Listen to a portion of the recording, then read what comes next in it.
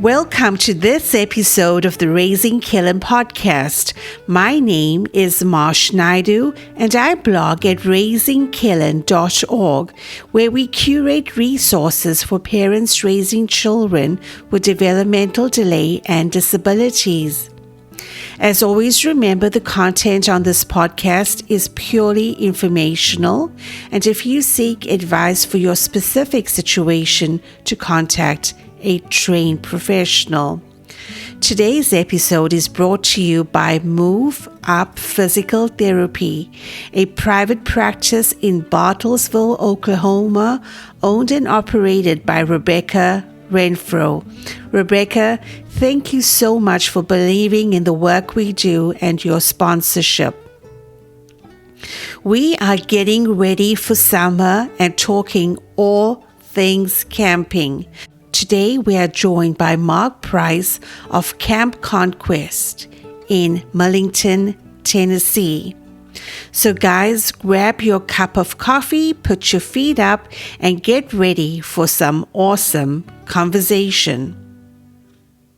Mark, welcome to the Raising Killen podcast. We are so honored to have you here with us today. Guys, Mark Price is actually joining us from an organization called Camp Conquest. And today we just want to hear all that we possibly can from you, Mark, about the camp. Before we kind of head in that direction, though, can you tell us a little bit about yourself and some of the origin story that went into starting Camp Conquest? Absolutely, and thank you, Mark, for having me on the program. Back in 2010, we knew a family that had a young boy that a sweet boy, very sweet boy, and he's autistic, but they always struggled to find caretakers for him in the summertime, and they both worked, so they couldn't take time off. And because he would like to bite and kick, pinch, slap. So after a few weeks, they would have to change caretakers. And I remember the mom was in tears talking about what that summer was going to look like coming up. And on the way home, I remember thinking, what would it look like to have a place for kids like that to go in the summertime? So over that weekend, I drew out a map of what a camp would look like, and that ended up in my desk drawer. And we were moving, so when you sell your house and you move, you touch everything you own to pack it up. And I'm looking at that map, and my wife came into the office there and said, "What is that?" And I said, "Well, it's that map of that camp." And she said, "Well, why don't you do something about it instead of sticking it back in a drawer?" So I said, okay. So after we moved, we got settled into the new house. I was a commercial insurance broker. So I knew how to write the insurance for a camp, but I didn't know how to start one. But I knew enough to call camps around the country that served that community. And so I made several phone calls, Johnny and Friends in California, Camp Twin Lakes in Georgia. And one of those camps was Camp Barnabus out of Purdy, Missouri. And Camp Barnabus was on Extreme Home Makeover in 2005, multiple locations around the country, very successful camp operation. And so I had several discussions with the founders, Paul and Cindy Teese. And amazingly, after several discussions, they guided us on what type of campground to look for. And we identified 3, and they offered to come to Memphis to help us pick the campground. And this was in 2010. They said, what if we brought a leadership team to Memphis for the first couple of years to get you started? And so that's what happened. In 2011, Camp Barnabus came to Memphis and helped us establish a camp for special needs and disabilities here. They came back again in 2012, and then we created Camp Conquest in 2013. So it all started on a piece of paper, and God bless, and it blossomed into what it is today in our 11th year. Wow, Mark. Mark, where were your guys originally located at? Because from my understanding, you'll have your own property now in Millington. But how did that transition happen? Sure. So we rented campground space. For the first 3 years, we were at a really nice campground here in Memphis. But in 2017, our first camper in an electric wheelchair came to camp, and we couldn't even get that into the cabin because the threshold when you walk into the cabin was so high that we could not get the wheelchair over that. So we made the difficult decision to move to another campground. And we were there for 4 years renting that campground space, but we could not grow. So in 2018, we had 72 campers on a waiting list. And we could not add any more weeks at that campground because as soon as we're packing up, another group is coming in behind us. So we knew then, okay, we have to find our own place. So amazingly, my wife, I was in the second week of camp and she's searching online and she finds a campground right here in Memphis. The closest campground other than this one was in North Carolina. That's crazy. So, yes. So we found this 78-acre campground that had been sitting empty, just vacant for the last 5 years. So in August of 2019, we purchased that campground, and it had an existing lodge on it and that has 56 beds, a dining hall, a small lake. And so we made that purchase, and it has been a wonderful journey since then. Well, I would like to acknowledge Lindsay Hayes, a young lady that I know. She's actually a teacher in the Arlington school system. And we were just talking on Monday, Mark, and I'm like, I wish there were camps around our area here in Northwest Tennessee. She said, but, I have a friend whose son goes to a camp right here in Memphis. And I'm like, what? And so that's how the conversation evolved. And then I'm getting to talk to you today. And I really want to share, Mark, what the camp experience is like for our kids. And my understanding, it's not only kids as well. You also serve adults with disabilities. Yes, we do. And so much of what we do, we duplicate what Camp Barnabus does. Camp Barnabus has been doing this for 30 plus years, and they just had so much knowledge. So much of what we do, we duplicate that. And so, again, there are over 11,000 camps across the country. And of those 11,000 camps, about 10% of them say that we serve special needs and disabilities. But what those camps, those 1,100 camps, about 95% of them, the campers have to be able to bathe themselves, dress themselves, and feed themselves. And they also age those campers out by the age of 18, 22, or 25. So we have a camper that is 61 years old, and Jenny has more energy. I kid you not, more energy than anybody else at camp. I could never imagine telling Jenny that she could not come back to camp. So we will do specific weeks for those age groups. So we have we're adding 2 more weeks this summer. So we'll have 6 weeks of camp, 4 adults, 2 children. And so we'll do 2 weeks of adults, then a week of children, and then 2 more adults, and then a week of children. And so all these camps that are aging their kids out, and there's several of them within an hour and a half drive of Memphis, and they refer their campers to Camp Conquest once they do age out of that camp. So, for example, as a parent, I'm interested in sending my son to camp. What would that process look like? How do we go ahead finding out more about what enrollment is like? Tell us a little bit maybe about the camp and the weekly slots. You guys have planned out basically an information that a parent may need. Sure. So on our website, we sat down many years ago and we came up with all the different types of questions we've been asked and what parents might want to know about a week of camp and what that looks like. So we've got a lot of those frequently asked questions on our website. And then when they register, when parents go to register their camper, they can pick the specific weeks. We have weeks for Down syndrome, weeks for autism, weeks for intellectual disabilities, developmental disabilities. And then once they register their child, they pay that $100 registration fee that goes towards their scholarship. And then they will get in a separate email a welcome packet with a packing list and all the things to bring to camp, things to not bring to camp. And then we will continue that communication leading up until camp, so that they're ready. And the beautiful thing of it is,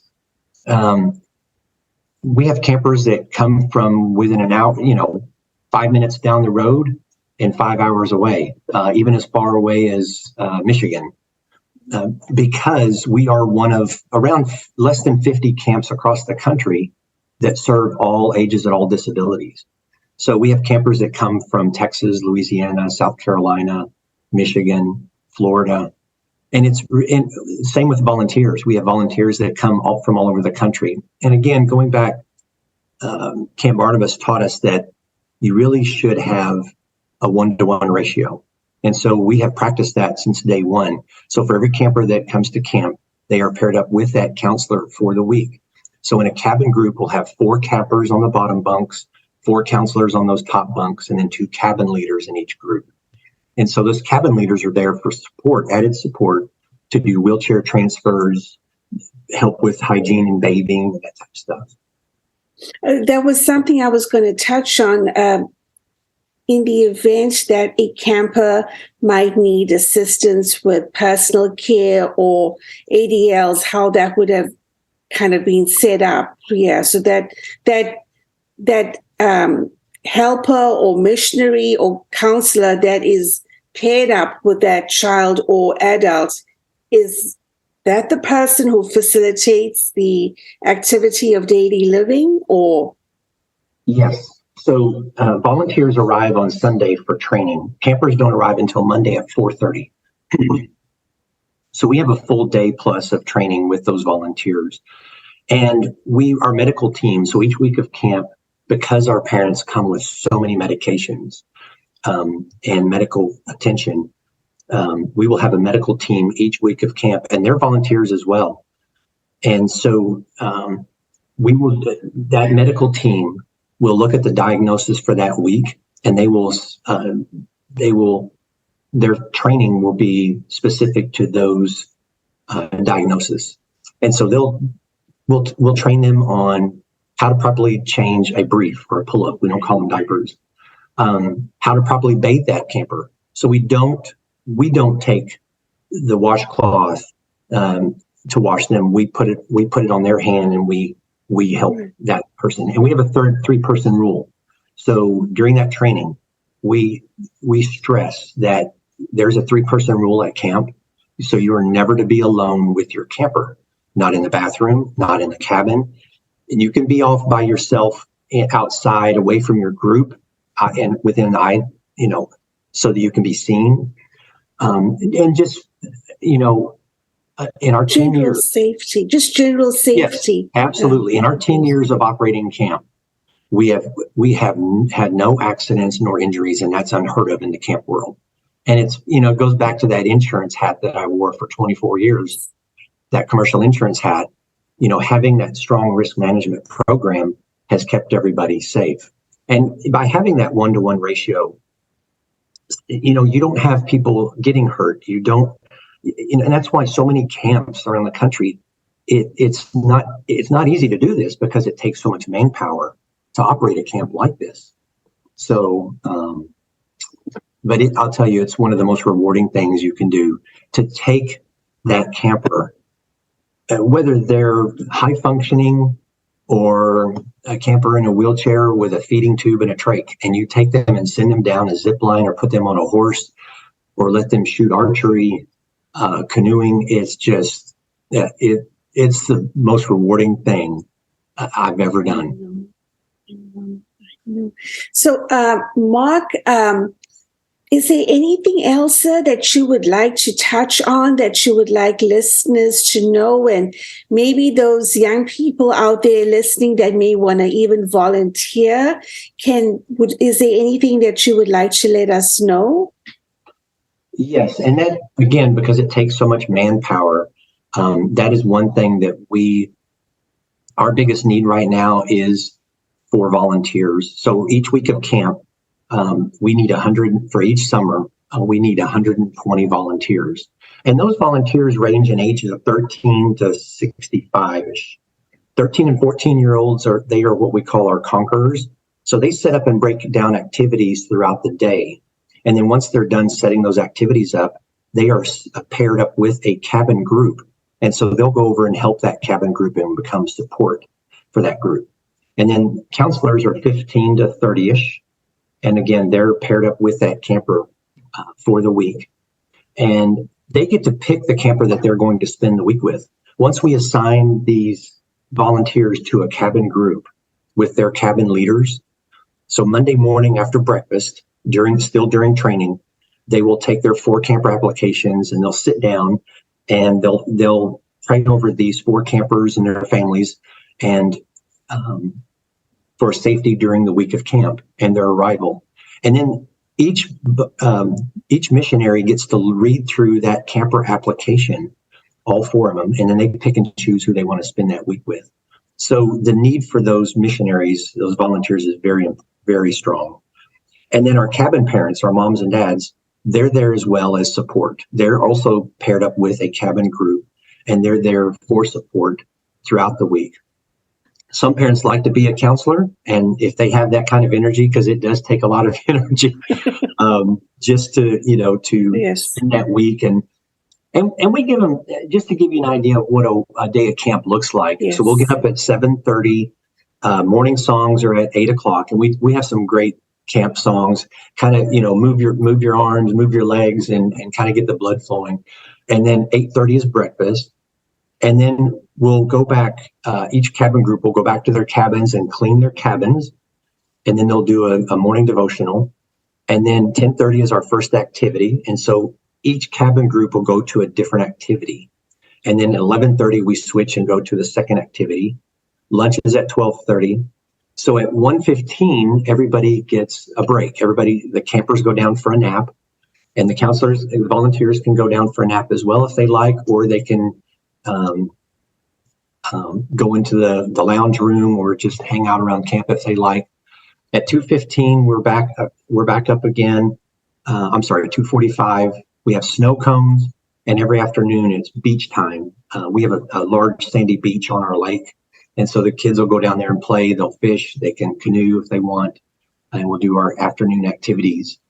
Then 5:30, everybody goes back and gets cleaned up, showered up, and they get their evening costume, because we'll have different themed parties after dinner each night. Wow. So the first night, and this is by design, because when you bring 50, 60 people together, they don't know each other or they haven't seen each other in a year. But our first party is a paint party. And so we'll have 5 big 20-gallon buckets full of different colored paint. And we have squirt sticks, squirt guns, foam balls, all kinds of fun stuff. We have a 100-foot water slide down to the lake. And so everybody's wearing a white T-shirt. And so after dinner, we say, go.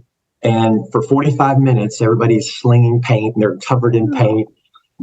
But the neat thing with this, and this was just the aha moment back in 2013, when I squirt you with paint, or if I throw a foam ball at you and get you wet, now we're friends. So by the end of the night, everybody's best friends and they're all high-fiving and having a great time. And so around 8:00, we will do a wrap-up, songs and devotional. And then it's lights out for campers at 10 o'clock.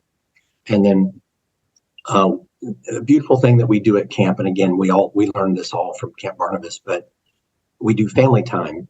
So the cabin leaders will take the missionaries out and they'll sit in a circle outside the cabin.